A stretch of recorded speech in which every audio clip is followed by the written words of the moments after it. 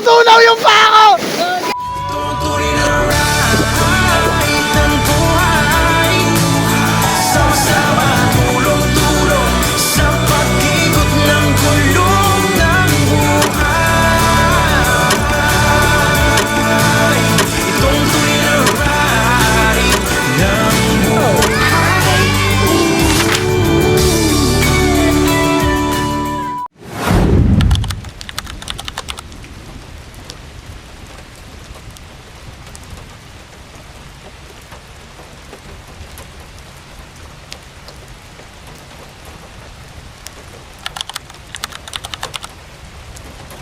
Sa dumaang bagyo lumakas ang ilog at lumapad at galit na galit.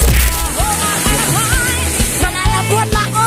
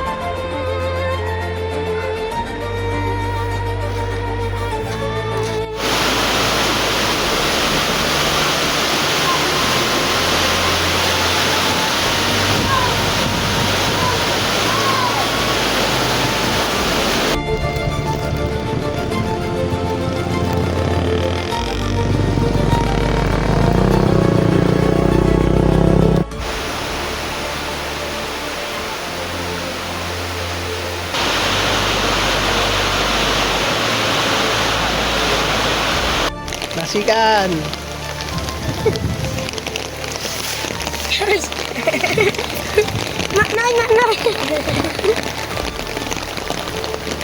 Hindi kami makatawid.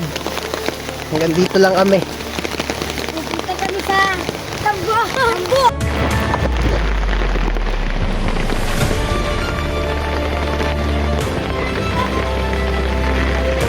Saan?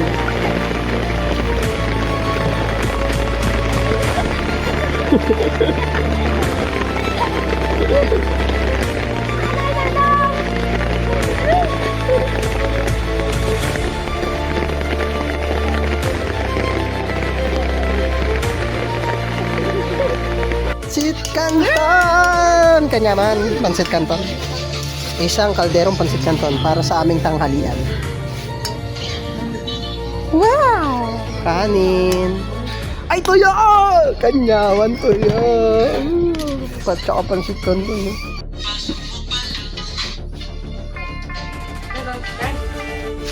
What's up mga ear?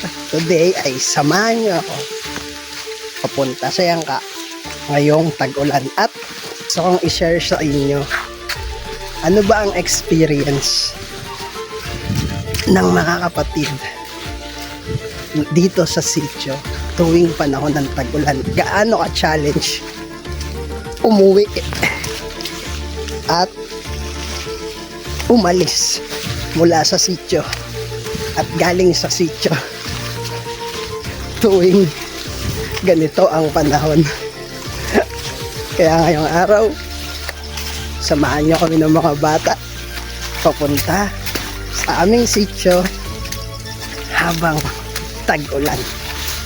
Tara mga ear, let's get it on. Agad!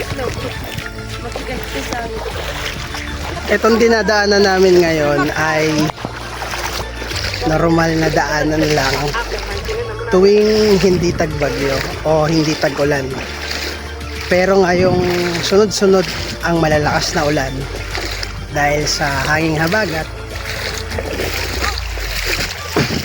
Ngayon ay ang nilalakaran namin na mga bukirin at pananim ay naging extension ng ilog. Kaya hindi pa kami nakakalayo at wala pa kami sa kalahati ng aming nilalakad ay tumatawid na kami sa isang bagong ilog.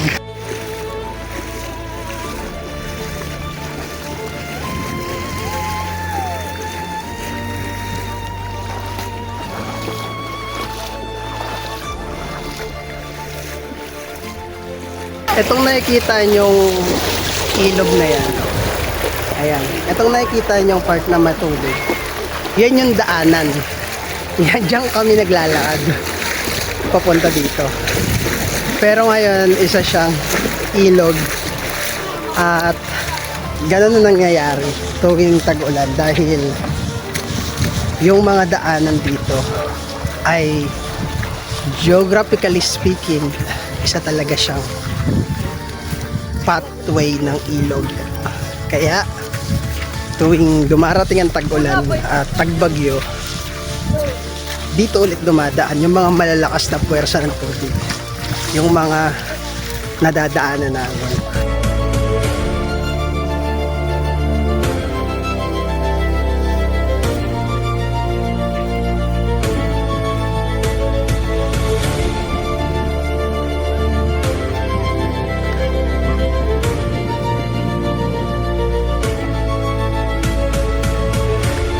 Salamat sa Diyos kasi ngayong hapon ay tumila yung ulan at makulimlim.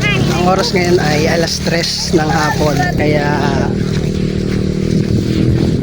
salamat sa Diyos dahil hindi na mainit at hindi rin naman maulan, pero naka-ready kami na anytime kung bumagsak man ang ulan at maabutan kami sa daan, mabasa man kami, okay lang kasi ang mahalaga yung mga gamit at yung mga supply namin ay naka-plastic.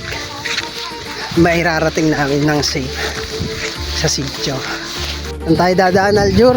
Diyan, sino natin yan? Saan tayo dadaan, Aljur? Diyan, sino natin kahina lang yung ilog. Kahina. Oo nga, no? Kahina nga, no? Tignan brato, yung matanda, naglalakad. Yung matanda, naglalakad. Oo nga, no?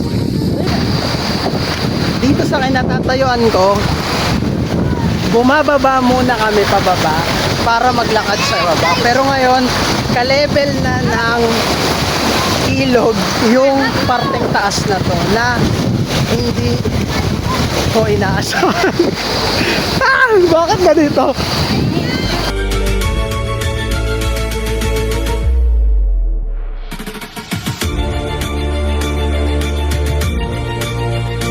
Uy! Sandali! Sandali! Huwag niyo kaiwan! Hindi na ako pamilyar sa bagong nahulma dahil ang dami nang nawasak. Ayan!